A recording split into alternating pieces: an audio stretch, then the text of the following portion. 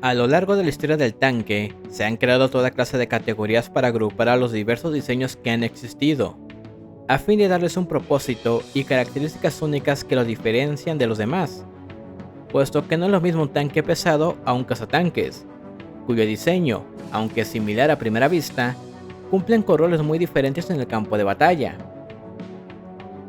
Pero dentro de todas las categorías que han existido, hay una que es demasiado polémica, debido a su completa falta de comprensión y características exageradas.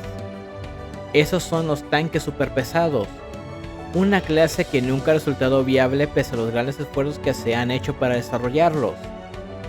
En esta ocasión, daremos un vistazo a esta clase de tanques por su historia, propósito y cómo se han desarrollado a lo largo del tiempo, dando algunos ejemplos de ello.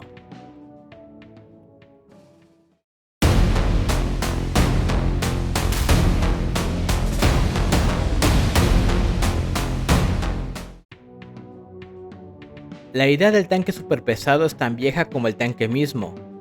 Como bien sabrán, el génesis de esos vehículos se encuentra en alta mar, puesto que ya en 1915 se estaba explorando la idea de extrapolar el concepto del crucero a un ámbito terrestre, dando origen al tanque.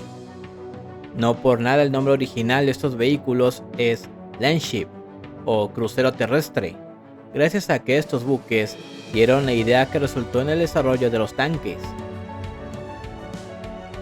Pero, así como el crucero originó al tanque, el Dreadnought, precursor del acorazado, dio origen a los tanques superpesados. Mientras el crucero terrestre se caracterizaba por su armamento amplio y múltiple para afrontar cualquier tipo de amenaza, el acorazado terrestre se destacaría por su gruesa armadura y su armamento de gran calibre. La movilidad era lo de menos, no se esperaba que se desplazara muy rápido, puesto que su objetivo en el campo de batalla era ser un arma de asedio para asediar posiciones enemigas, despejarlas y asegurar posiciones estratégicas. Si bien la función del Dreadnought dista un poco del rol que cumpliría su contraparte terrestre, estos últimos tienen un objetivo claro que cumplir en el complejo campo de batalla de la Primera Guerra Mundial, y tanto Alemania como Gran Bretaña se esforzaron para crear estas bestias blindadas. Sin embargo, sería con la entrada de los alemanes al campo de los tanques que el acorazado terrestre también tendría un nuevo significado, puesto que estos no buscaban un tanque capaz de tomar posiciones. Ellos querían una unidad superpesada para defenderlas. Dependiendo de qué país lo desarrolle, habrá diferencias clave en su rol a llevar a cabo gracias a su filosofía blindada, pero siempre van a coincidir en las mismas características: enorme peso, grandes dimensiones, blindaje excesivamente grueso y armamento de gran calibre, o en su defecto, armas múltiples, y en ciertos casos, ambas.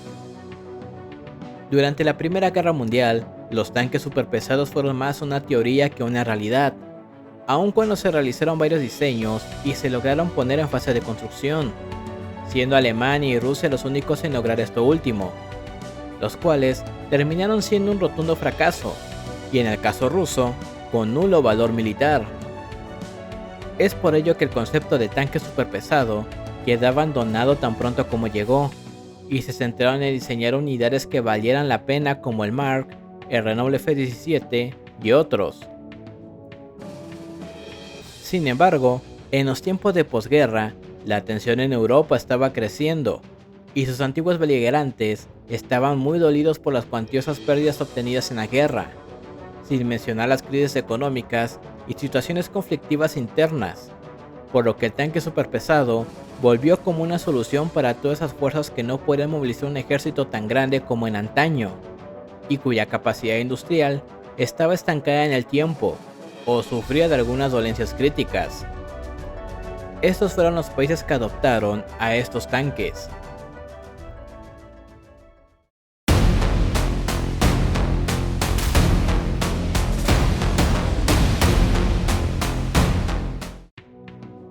Tan rápido como inició la década de 1920, Francia fue el primer y único país en poner en servicio estos tanques. Desarrollaron muchos modelos, pero el único que logró ver servicio fue el Char 2C y su hermano el 12 bis, ambos diseñados para la guerra estática que caracterizó a la Primera Guerra Mundial. Eran voluminosos, demasiado pesados e increíblemente lentos, pero poseían una armadura envidiable para la época y un armamento pesado que dejaba ver a todos los tanques de la época como simples tractores armados. La idea detrás de ambos era cruzar trincheras y destrozar líneas defensivas. No estaban pensados para la guerra de movimientos que Alemania implementaría años más tarde. Con la construcción de la línea Maginot, estos tanques formarían parte de dicha defensa, dando fuego de apoyo cercano contra cualquier amenaza inmediata. Si la guerra volvía a estancarse y las trincheras definirían el campo de batalla, estos tanques se encargarían de abrirse paso sobre estas líneas para evitar una guerra estática que volviera a cobrarse millones de vidas como lo hizo el conflicto anterior. Pero cuando Alemania invadió Francia en 1940, la guerra no fue como los franceses la esperaban. La alta movilidad de las operaciones alemanas y el impresionante despliegue por el bosque de las Ardenas dejó a estos gigantes en una situación de completa desventaja. Aún con sus cañones pesados, que podían destruir a cualquier vehículo alemán, fue su poca movilidad y enormes dimensiones lo que los hicieron presa fácil de toda clase de amenazas. El 2C vio su fin tan pronto como los alemanes superaron la impenetrable línea Maginot.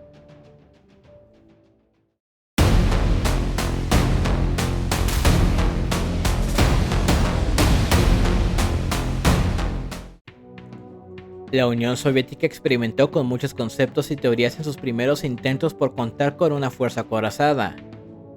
Tomaron prestados diseños de todas partes del mundo para crear toda clase de tanques, y cualquier propuesta era bienvenida.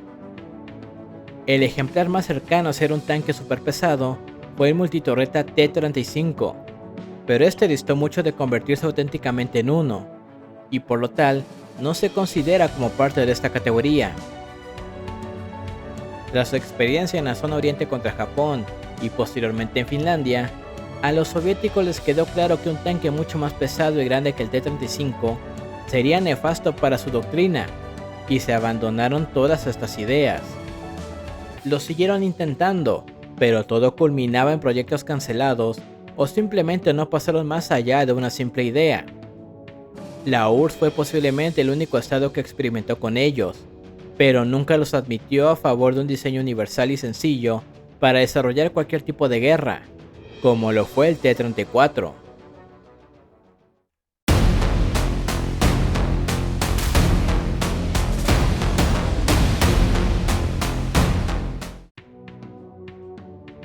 Italia es un caso muy especial, porque se vio influenciado por sus países vecinos. La motivación detrás de este país para buscar un tanque superpesado era porque los ejércitos más competentes de la época lo estaban haciendo, y ellos querían intentarlo. Habían conseguido construir bestias blindadas en los años posteriores a la Gran Guerra, pero muchas condiciones internas impidieron cualquier posible desarrollo de estas máquinas.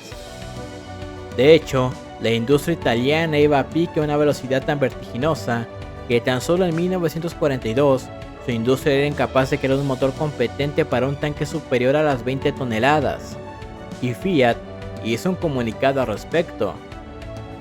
Para Italia, poseer un tanque de esta categoría era un sueño imposible, pero al mismo tiempo fue un extraño deseo latente que se desvaneció un año después.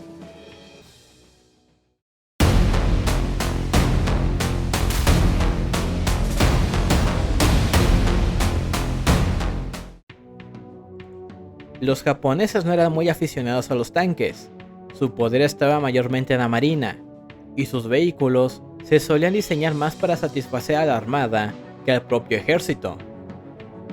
Es por ello que no sería hasta 1943 que comenzaríamos a ver tanques japoneses mejor blindados y armados, pero ya era demasiado tarde para intentar desplegarlos fuera de Japón, y tampoco era la idea. Cuando la guerra cambió dramáticamente de rumbo y Estados Unidos inició sus operaciones de salto en islas, Japón comenzó a desarrollar tanques cada vez más pesados, algunos fuertemente influenciados por los diseños alemanes, y en un último intento para mantener a Japón a salvo de una plausible invasión americana, diseñaron estos tanques. El tanque superpesado japonés era único, porque partía de los conceptos desarrollados en los tiempos de la Primera Guerra Mundial, pero adoptando las tecnologías del momento. Esto culminó en monstruosidades de múltiples torretas y diversos calibres, que desde su concepción eran inviables, pero cuyos diseños son muy llamativos. Los diseños fueron aprobados, pero tan pronto como comenzaron los bombardeos estratégicos, su industria se vio incapaz de construirlos, dejando todos esos proyectos en la mesa de trabajo. Además, muchos planos y archivos que contienen sus características se perdieron en esos ataques. Así que, aunque una planta tuviera la capacidad y recursos para construirlos, no contaría con los planos o las especificaciones para hacerlo. El sueño japonés se terminó tan pronto como comenzó.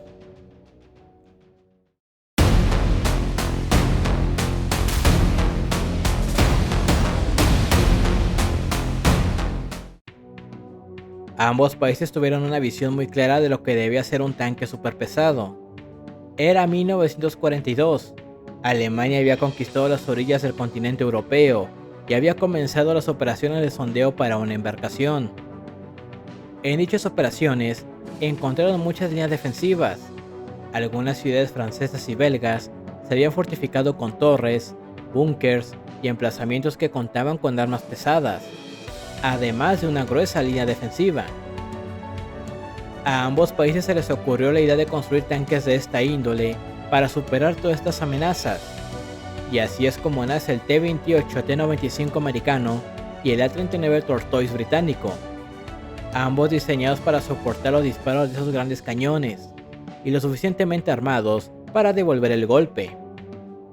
Pero la operación Overlord, llevada a cabo el 6 de junio de 1944, terminó siendo un éxito, y en este momento ambos tanques estaban en la fase final de sus pruebas, por lo que nunca llegaron a ser usados para lo que fueron diseñados, ya que el Sherman y el Cromwell hicieron un mejor trabajo.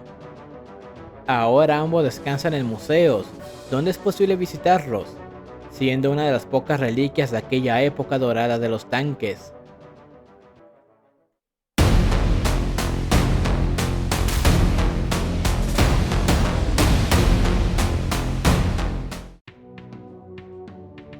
Todos sabemos que se encuentra aquí, y es que se han escrito cientos de libros, se han hecho decenas de juegos, y miles de ilustraciones sobre los tanques superpesados que se encuentran aquí. Panzer 8 Maus, E-100, P-1000 Raid, P-1500 Monster, son los nombres que más resuenan en estos medios, y solo algunos de la enorme gama de proyectos que se concibieron para darle vida a esta categoría. Alemania no concibió estos tanques en la locura de su líder como muchos afirman. Tenían un propósito, una razón de ser para el momento en que fueron concebidos. Mientras la marea de la guerra cambió en 1942 a favor de la URSS, los alemanes pasaron a la defensiva, y la idea detrás de sus primeros bocetos era disponer de estas máquinas para no saturar demasiado su industria, y para dar al ejército un arma de gran resistencia que pudiera sustituir a numerosos vehículos en el campo. Sin embargo, en 1944, la situación era aún más crítica, y Alemania libraba una guerra de supervivencia. Los planes cambiaron, y ahora la idea detrás de esos proyectos era crear fortalezas móviles, que pudieran retrasar a sus enemigos mientras se buscaban salidas políticas, y se organizaban movimientos audaces que les permitiera nivelar la balanza.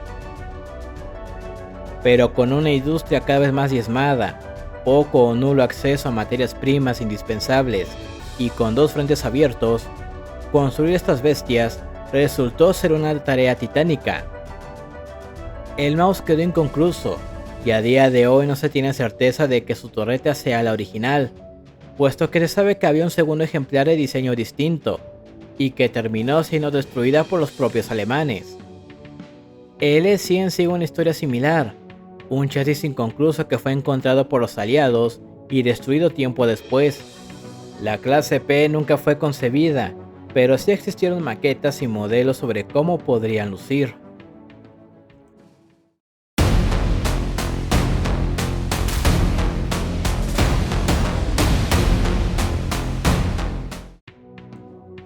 Los tanques superpesados tuvieron su génesis durante la Primera Guerra Mundial, en el intento de poder llevar el concepto de un buque tan grande y pesado como el Dreadnought al ámbito terrestre.